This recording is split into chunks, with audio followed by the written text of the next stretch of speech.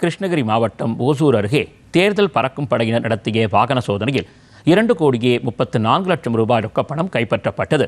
சட்டப்பேரவை தேர்தலையொட்டி தமிழ்நாடு முழுவதும் தேர்தல் பறக்கும் படையினர் தீவிர வாகன தணிக்கையில் ஈடுபட்டு வருகின்றனர்.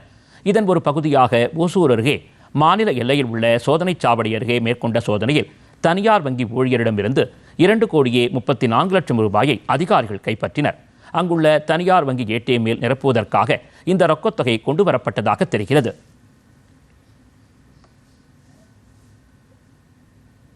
திருவாரூர் மாவட்டத்தில் 2 இடங்களில் நடத்தப்பட்ட வாகன தணிக்கையின் போது மொத்தம் 1,59,000 ரூபாய் பறிமுதல் செய்யப்பட்டது.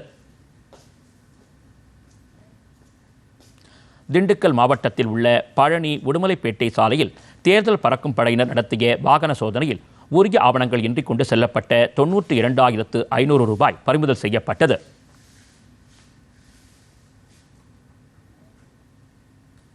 திருப்பத்தூர் மாவட்டம் வாணியம்பாடி அருகே இருசக்கர வாகனத்தில் உரிய ஆவணங்கள் இன்றி கொண்டு செல்லப்பட்ட 85,400 ரூபாயை அதிகாரிகள் கைப்பற்றினர்.